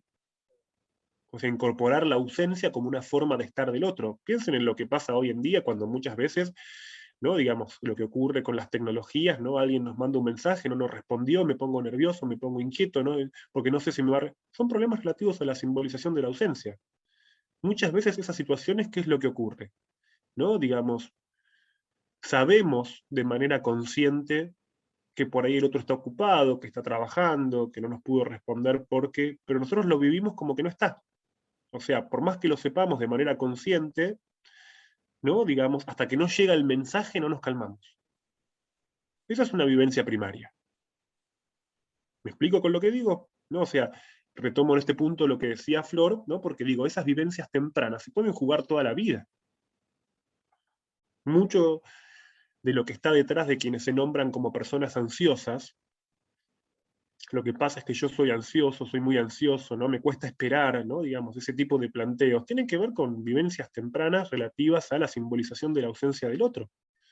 Porque efectivamente ante la menor pausa lo que se vive o se reedita es un desvalimiento, siento que el otro se fue. Ni hablar de qué manera el miedo al abandono se volvió uno de los miedos más relevantes dentro de la experiencia amorosa, o el miedo a ser usados por el otro, ¿no? Digo, quiero decir, fíjense que hay un punto donde se trata de una vivencia primaria, ¿no? Digamos, estamos lejos todavía del complejo de Edipo, o sea, hay que haber atravesado mucho para llegar al complejo de Edipo, ¿no? Digamos, con muchos de nuestros pacientes adultos hoy en día, ¿no? Digamos, el tipo de práctica que llevamos adelante es una práctica de lo primario, es una práctica relacionada con la vivencia psíquica de un bebé, ¿no? Y eso yo quisiera también dejarlo como pregunta planteada, ¿no? Como para pensar y problematizar, digo.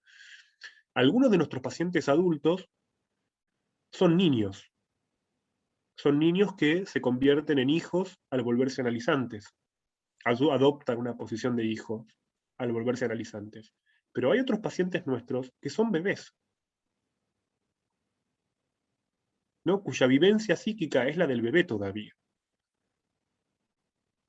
Digo esto y vuelvo a lo que mencionaba Flor para volver al tema del complejo del control de esfínteres, ¿no? Digamos, lo que simboliza el atravesamiento del complejo del control de esfínteres es, después de esa instancia de simbolización de la ausencia del otro, se produce un segundo trabajo relativo a la diferenciación entre el yo y el otro. Curiosamente, lo que permite atravesar esa diferenciación entre el otro y el yo, o mejor dicho, el otro como no, como diferente a otro yo, o a una duplicación mía, es el pasaje por la culpa, que es el primer gran afecto ético de la infancia. Curiosamente, ¿no? La culpa, eso en el libro lo explico mucho mejor, ¿no? Digamos, acá solo puedo dar como los resultados, ¿no? Para que no se extienda demasiado, ¿no? La culpa introduce al mismo tiempo la posibilidad de reparación. Quiero decir, esto se traduce en un aspecto muy concreto, ¿no? Digamos, pensemos que, ¿no? Digamos, un niño se puede sentir culpable, no porque nos diga que siente culpa, porque la culpa no la reconoce, la culpa es inconsciente, no la reconocemos como afecto consciente. Pero sin embargo, ¿no? Digamos, esa etapa tan propia de los niños en las que vemos que se tropiezan mucho, que se caen, que tienen llantos inmotivados, que se hacen castigar, ¿no? Digamos, quiero decir, la búsqueda de castigo es, la búsqueda o la actuación de castigos es un indicador de esa culpa. Por eso, ¿no? Digamos, en todos los niños que están posicionados todavía en relación al complejo del control de esfínteres, la pregunta que siempre surge es ¿y cómo los retamos? Y fíjense que se volvió una de las preguntas más importantes hoy en día, ¿no? Digamos, ¿cómo retamos a un niño? Es un tema de debate permanente hoy en día. Yo diría, al niño edípico no hay que retarlo. Ya adquirió una capacidad de autorregulación. En todo caso, ¿no? Digamos, al niño edípico que ya incorporó una idea de ley, habrá que sancionar la ley, pero no es que hay que retarlo. Perdón, ¿Por Luciano, qué? Sí. perdón, nota del traductor. Sí. Retar tiene otra acepción. Retar aquí es regañar. Regañar, ok. Porque retar, como usáis en Argentina, o usábamos en Argentina, retar aquí es desafiar. Ah, Entonces, ok. que creo que se puede estar No, perfecto. Entonces es malinterpretando lo que regañar, dices. regañar, Sí, ¿no? Digamos, por eso, exacto. perdón por el, No, pero perfecto, vale la interrupción. Vale. Este, lo que decía, ¿no? Entonces es que respecto del regañar, ¿no? Digamos, fíjense que se volvió bibliográficamente un tema que aparece siempre, ¿no? Y uno tendría que preguntarse, ¿y por qué, digamos, necesitamos producir tanto material, ¿no? En torno a este tema, si no nos muestra que justamente algo de ese aseguramiento edípico es endeble, ¿no? Los casos post-freudianos, ¿no? La mayor parte de la bibliografía dedicada, ¿no? Digamos, a niños, diría, en la época después de Freud, hasta los 80, 90, ¿no? Prácticamente no tocaban este tema, ¿no? Porque donde está el Edipo no es necesario, ¿no? Digamos, a ver, Flor pregunta, ¿y cómo regañar a un niño que todavía está atravesando esa culpa en torno al control de esfínteres, ¿no? Y yo escribí un poco sobre esto. Yo en ese sentido sigo mucho la idea de François Dolto, ¿no? Que creo que es una de las primeras que empezó a pensar este problema específico, ¿no? De que efectivamente, ¿no? Digamos, es preciso distinguir, regañar de castigar, que es preciso regañar. A mí me sorprende cuando eventualmente hoy muchas veces hay quienes dicen que no hay que regañar a los niños, ¿no? Digamos, parece una cuestión muy equivocada, no hay que castigarlos. Y más bien diría que uno regaña para que no haya castigo, porque en definitiva el castigo después se actúa. ¿Qué es lo que nos pasa muchas veces en la clínica cuando escuchamos a padres que nos dicen, ¿no? Que tienen mucha paciencia hasta que explotan, ¿no? Digamos, efectivamente, ¿no? Digamos, termina pasando que quienes se desbordan son los padres a veces, ¿no? Digamos, muchas veces exigidos por ser padres tolerantes, comprensivos, ¿no? Hasta que un día efectivamente pierden un tornillo, ¿no? Y son capaces de decir cualquier cosa. Al mismo tiempo, ¿no? Digamos, siempre subrayo esto, uno regaña para no enojarse, ¿no? Porque, en efecto, ¿no? Digamos, ahí sí tiene también un sentido la idea del reto, ya no el regaño, sino el reto, ¿no? Porque efectivamente un niño en busca de castigo es un niño que muchas veces es provocador, es desafiante, ¿no? Digamos, y justamente regañar tiene la función de no actuar el enojo. El problema del padre enojado, el problema del padre o la madre que se enojan, es que al enojarse hacen, ¿no? Por decirlo así, del que era un problema del niño, un problema del adulto. Lo encontramos en el conflicto que viven esos adultos que, ¿no? Digamos, por ejemplo, nos pueden contar este relato, ¿no? Frente a una situación menor, me enojé y después me quedé preocupado por mi enojo. O sea, ya no se quedan preocupados por lo que hizo el niño, se quedan preocupados por su propia reacción.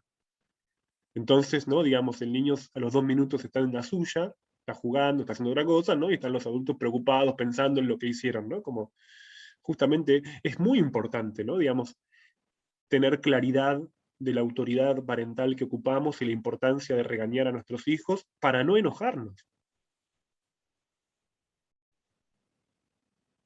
Es un acto de reparación. Es un acto de reparación para el adulto y también es una oportunidad de reparación para el niño. Ahora, digo, claramente no es lo mismo un niño atravesando el complejo de control de esfínteres a los 3 años que a los 5, que a los 7, ¿no? Digo, también se vuelve más difícil, ¿no? Por eso, volviendo, ¿no? al principio, a la charla, ¿no? Cuando decía clínica de la afiliación, es en última instancia, ¿no? Digamos, la clínica del complejo de Edipo. Pasa que es una clínica que está cada vez más perdida. Y pregunta Flor, ampliando su pregunta, ¿cuál creo que es la importancia del atravesamiento de ese complejo en el niño? Y en principio, el saldo del complejo del control de esfínteres es poder situar en el yo, en mí, que hay algo mío que no es todo bueno.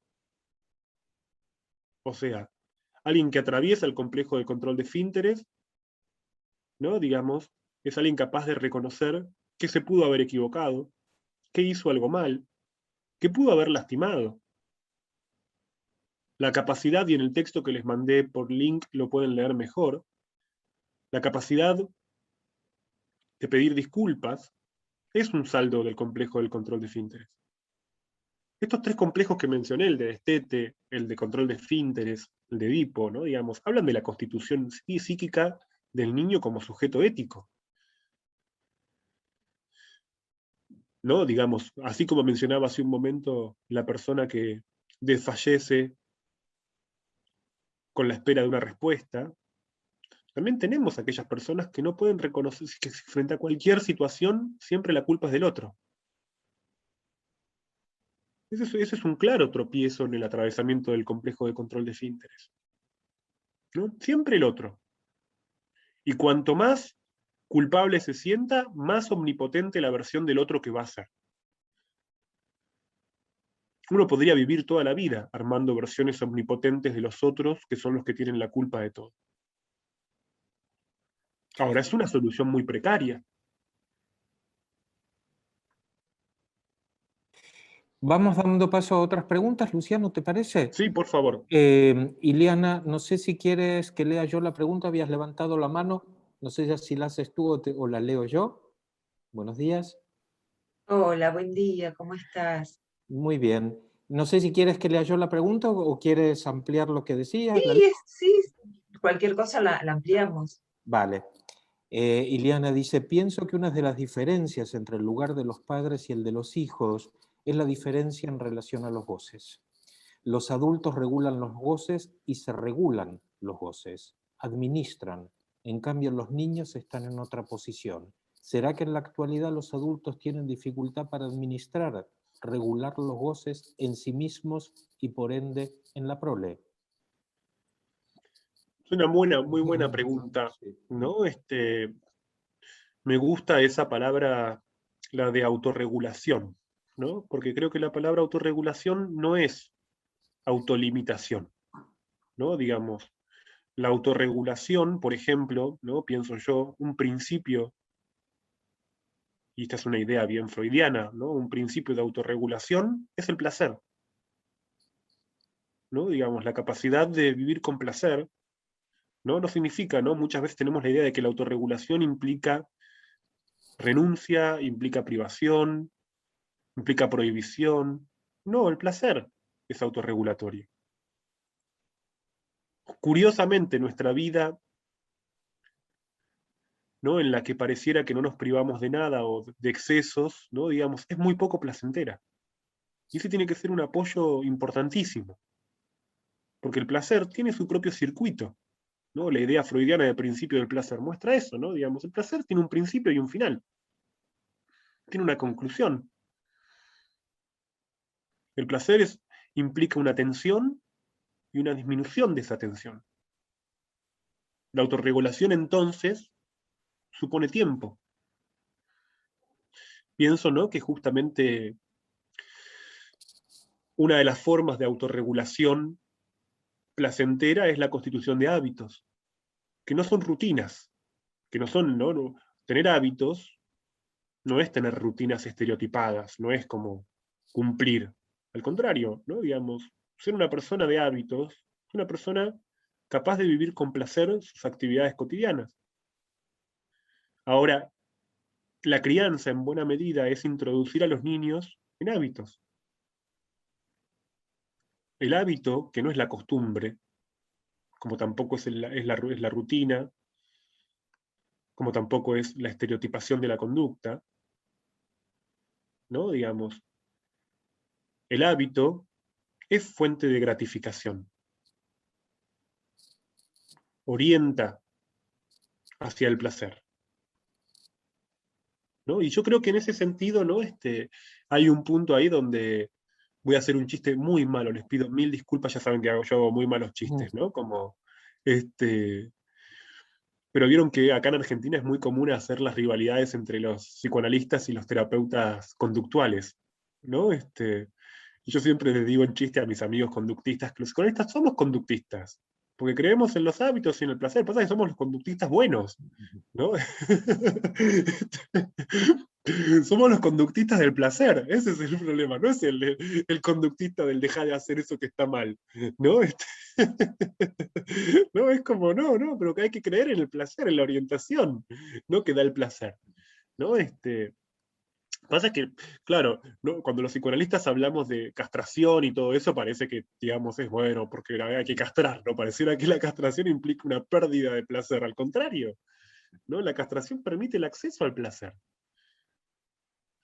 Yo creo que la idea de placer es muy importante recuperarla en psicoanálisis, ¿no? Digamos, más en una sociedad como la sociedad de consumo, ¿no? Porque la sociedad de consumo, que sobre todo estimula nuestros atracones orales, es muy poco placentera. El consumismo es inmediatamente displacentero. Si nosotros pensáramos qué es lo que necesitamos, ¿no? Para pasar un buen día, seguramente es muy poco. Una buena charla, el mate a la mañana, ¿no? Digamos, no está en una necesidad, ¿no? Digamos, a las 9 de la mañana, ¿no? Ir a la pastelería de la esquina y comerme una torta de chocolate, dulce de leche, crema, ¿no? Eso termina siendo una compulsión de alguien que se tienta en una situación de insatisfacción, ¿no? Lo que multiplica nuestra insatisfacción nos vuelve más potencialmente consumistas. Ese es el riesgo también de ¿no? Lo notable de la sociedad de consumo es que nos necesita insatisfechos. Cuanto más insatisfechos, ¿no? Digamos, más vamos a justamente reforzar nuestra necesidad de objetos cada vez más artificiales. El placer tiende, ¿no? Digamos, yo creo que la gente que vive con placer es capaz de darse cuenta que cada vez necesita menos.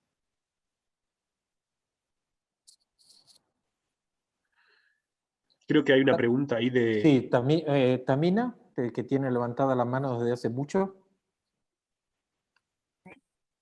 Ahí sí. Bueno, buenos días. Buenos Muchas días, gracias por Tamina. todo. Buenos días, buenas tardes, ¿no? Que estamos en usos distintos.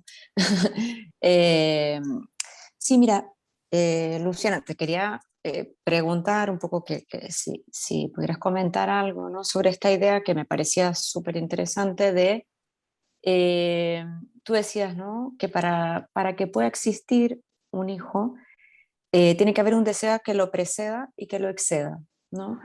Hemos trabajado muchísimo en psicoanálisis el tema del preceder, ¿no? O sea, pero me parecía interesante poder pensar en lo que excede, ¿no? Que en lo que excede es donde entiendo que está la posibilidad no solo de que el hijo advenga como hijo, no como niño, sino que de este que también se ha hablado, hablamos muchísimo en psicoanálisis de este momento en donde cada padre o madre tiene que adoptar un hijo, pero que es un momento sincrónico, ¿no? Donde aparece un hijo y aparece un padre o una madre, o sea, que, ¿no? Hijo, hija, madre, padre, ¿no?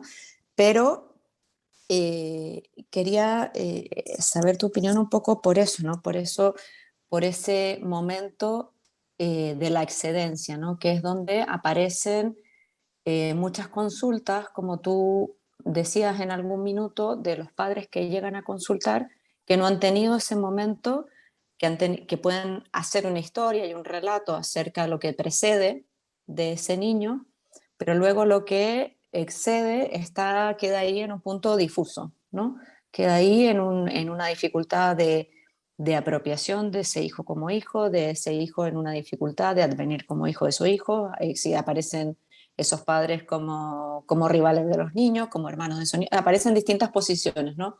Entiendo que también se solapa con la pregunta anterior, que bueno, que intervienen distintos factores, o sea, desde la sociedad, los goces, el consumo, o sea, todo, pero preguntarte un poquito a ti cómo lo veías en la clínica actual en referencia a los padres, a ese momento de el exceder, ¿no? O sea, no solo el deseo antes de lo que puede ser un relato de que qué va a pasar, ¿no? He decidido tener un hijo, por qué viene, cómo viene, porque los hijos pueden venir por infinitas razones, pero cómo creamos los padres ahora esa excedencia de poder eh, adoptar y crear simbólicamente y dar la posibilidad de que ese hijo venga.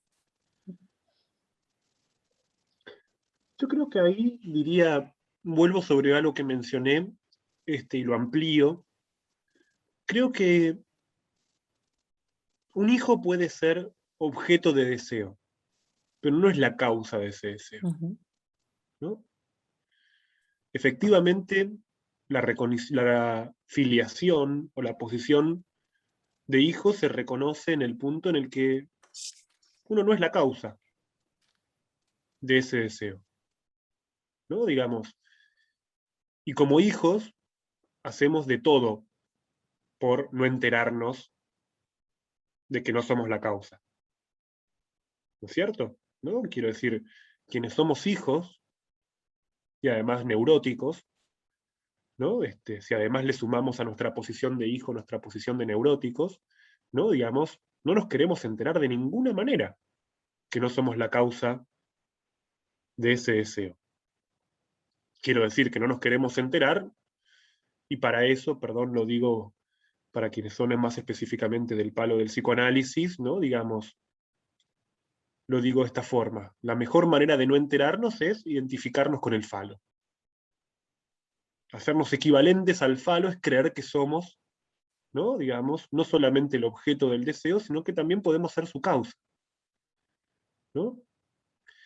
De ahí que, por ejemplo, ¿no? Digamos, alguien pase por la casa de su madre y toque timbre sin avisar, ¿no? Digamos, porque no se imagina que pueda haber nada mejor para la mamá que la visita del hijo, ¿no? Quiero decir, hay personas que no viven durante toda la vida, ¿no? Recuerdo que, ¿no? Como hace un tiempo que estaba en un programa de televisión y se hablaba de la infidelidad, ¿no?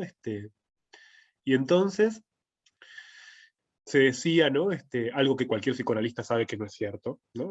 Se decía que los hombres son mucho más infieles que las mujeres, ¿no? Les digo, cualquier psicoanalista sabe que eso no es verdad, ¿no?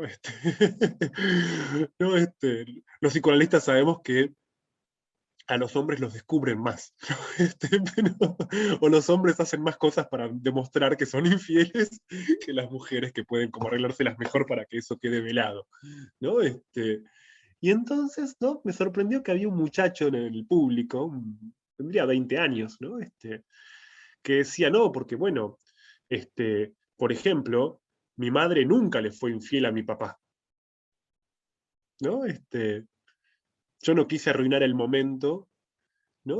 Pero en el momento me vi tentado de decirle, ¿y vos cómo sabés? ¿No? Efectivamente, ¿de dónde sacás esa seguridad? ¿No?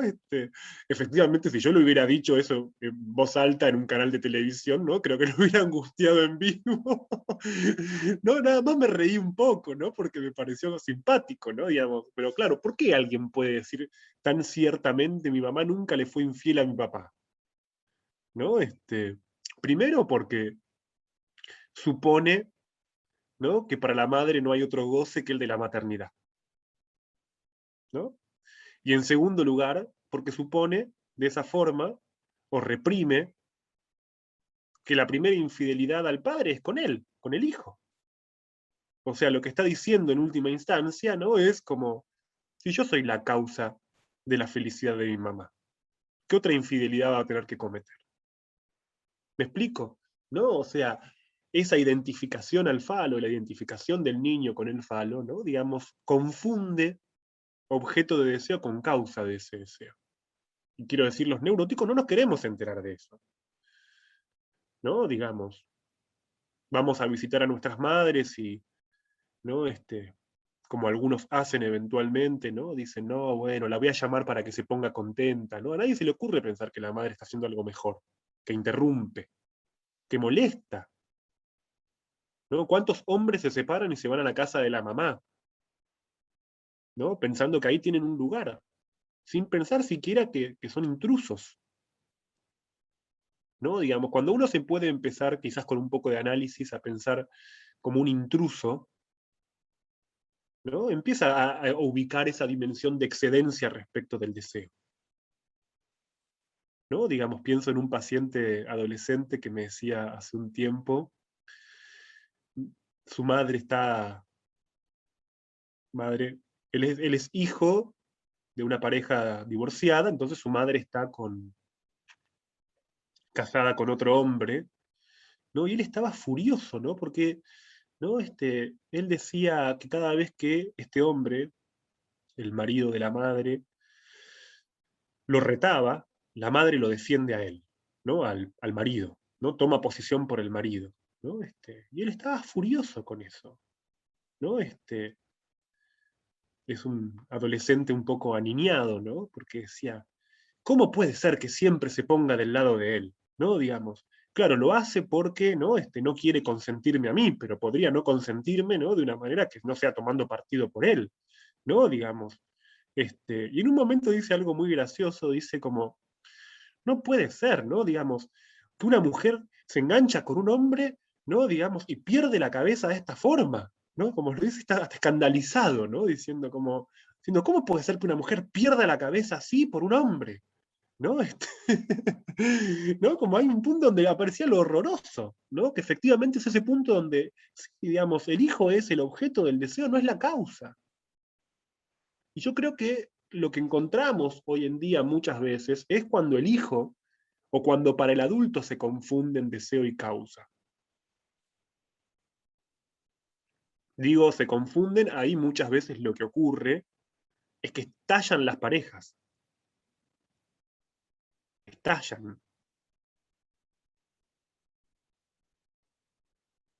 Digo esto pensando en la cantidad de parejas que no pueden soportar, quiero decir, no pueden elaborar psíquicamente. Por eso a eso me refiero con soportar. No pueden elaborar psíquicamente la llegada de un hijo, sin desmembrarse. Y la contracara de eso son, en relación a esa excedencia, los casos de niños que incluso ya siendo más o menos grandes, no saben nada de la vida de sus padres. No saben nada. No saben ni muy bien qué hacen, no saben ni muy bien qué les gusta, que no tienen ninguna representación de sus padres por fuera del vínculo con ellos. Es una forma tímida de nombrar la dificultad para la constitución de la escena primaria. No saben cómo se conocieron los padres. No, ni siquiera está la escena del niño de 5 años que dice, este muñeco se lo regaló mi papá a mi mamá cuando ella se casó. ¿No? Que vuelvo al ejemplo, ¿ves? Ella se casó, ni siquiera es cuando se casaron. ¿No? Ahí uno lee la incidencia del inconsciente, ¿no? Se lo regaló mi papá y mi mamá cuando se casaron. En correcto castellano, tendría que haber dicho se casaron, porque eso permite incluir al padre en el casamiento. Ahora, si cuando él dice, este muñeco se lo regaló mi papá y mi mamá cuando ella se casó, eso automáticamente excluye del verbo al padre. Ahí tenés la excedencia también. Ahora, cuando coinciden deseo y causa, ahí tenemos los problemas.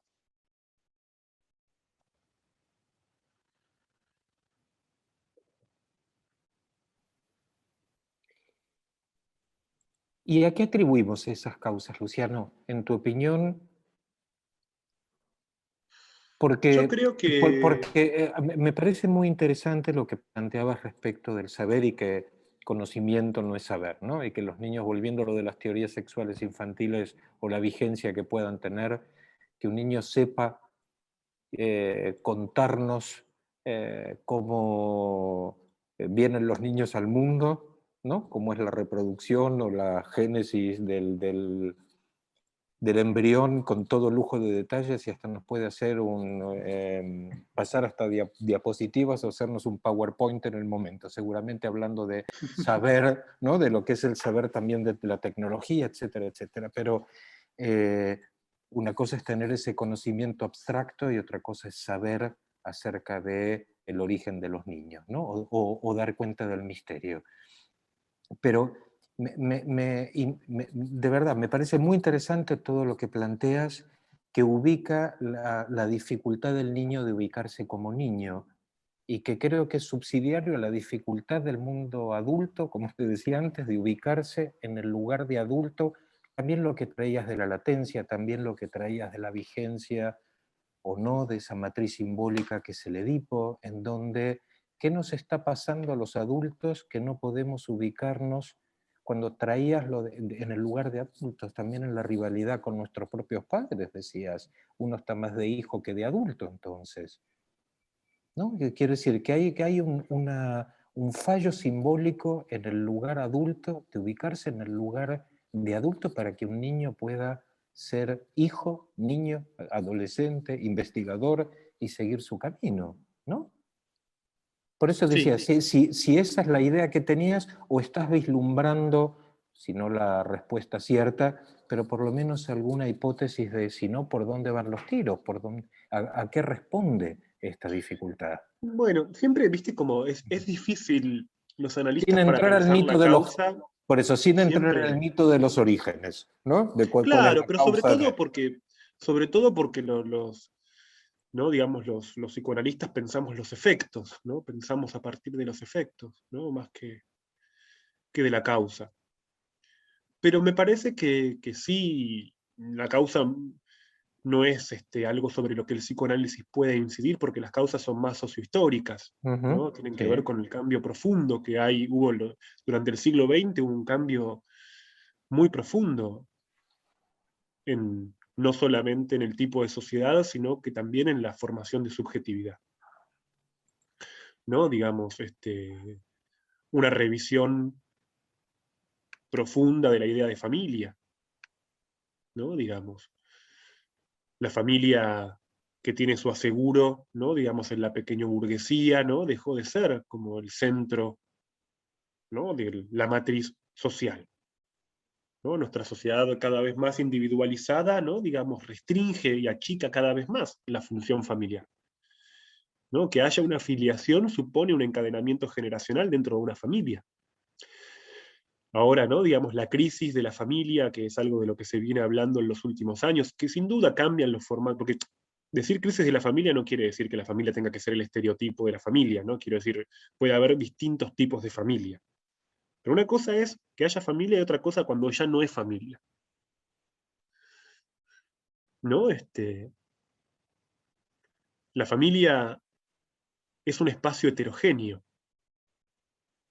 Es un espacio heterogéneo, no es una comunidad o un lazo horizontal, ¿no? La familia existe en la medida en que existe una distinción entre hijos y padres, niños y adultos, funciones distintas y al mismo tiempo, ¿no? Digamos, cierta tensión. Hoy en día, ¿no? Nuestros modelos de vínculos en el interior de las familias muchas veces aplanan esa diferenciación, ¿no? Digamos, y la individualización creciente, ¿no? Creo que lo que va produciendo es que en realidad aplane para abajo, por decirlo así, ¿no? En el sentido de que son niños los niños y son niños los adultos también. Pero porque, como decía antes, la sociedad de consumo cada vez más necesita un sujeto que no sea adulto. La sociedad de consumo necesita niños. Es algo que me lo dijo muy claro hace unos años un amigo publicista, donde él me decía, una publicidad buena, aunque sea de un auto, está orientada a un niño de 5 años. ¿No? Cuando vos ves una publicidad y cuando la ves y decís, me lo quiero comprar, esa publicidad apuntó al niño de 5 años que sos. Toda la publicidad es para niños, ¿no? Y no solamente los niños ingresaron fuerte en el mundo del consumo, ¿no? Digo, uno va a un supermercado y ve la cantidad de productos que hay para los niños, cada vez más, la enorme distribución de mercancías infantiles, y al mismo tiempo, ¿no? Los adultos son supuestos en una posición que es la de niño también. Yo creo que esto es algo que, ¿no? Digamos, Lacan pudo ver bien cuando en su momento empezó a hablar a fines de los 60 lo hizo, ¿no? Digamos, ya pasaron 50 años, ¿no? O sea, hace 50 años Lacan empezó a hablar de la época del niño generalizado, ¿no? Digamos que, y yo creo que en ese sentido tuvo razón, ¿no? Se generaliza la posición de niño. Y me gusta que además haya dicho el niño generalizado y no el hijo generalizado. Yo creo que más bien justamente la generalización de la posición de niño rompe con la posibilidad de ser hijos. Pero bueno. En la misma línea, Romina dice, ¿será que los adultos quieren tener un hijo más que filiar a un niño? ¿No? En la misma línea de lo que planteabas. Totalmente, ¿no? Digamos, absolutamente, ¿no? Digamos. Tener un hijo hoy en día es una demanda como cualquier otra, ¿no? Cada vez más es una demanda, y de hecho, ¿no? Digamos, hasta es un derecho, si pensamos en ciertas normativas, ¿no? Digamos. Yo lo pienso desde el conflicto esto, ¿no? No es que estoy en contra de eso, pero trato de pensar, ¿y cuáles son las consecuencias de pensar que, por ejemplo, alguien tiene derecho a tener un hijo?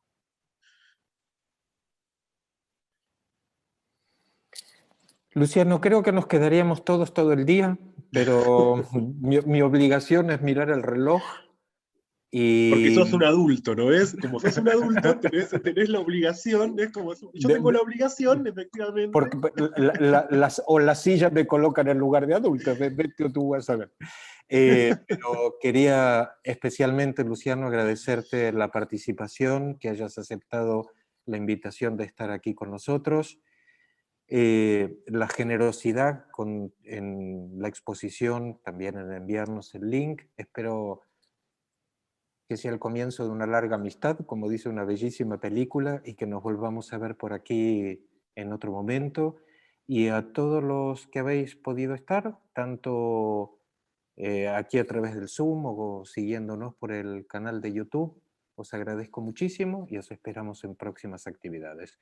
Luciano, de verdad, muchísimas gracias. Muchísimas gracias. A ustedes muchísimas gracias. Bueno, nuevamente a vos, Gabriel, y a través tuyo a toda la gente de la escuela. Espero que en alguna ocasión, cuando esté por allá, nos encontremos en persona. Y bueno, nuevamente a todas y todos quienes se conectaron al Zoom o a través del canal de YouTube, ¿no? Quienes se despertaron temprano para participar, gracias por el aguante. Bueno, la sucesión, los estás viendo, de agradecimientos y de felicitaciones es enorme, no los voy a decir uno por uno. Sí voy a tomar uno que dice un aplauso a micro abierto, que me parece que sí podemos abrir los micros y aplaudir la presentación de Luciano.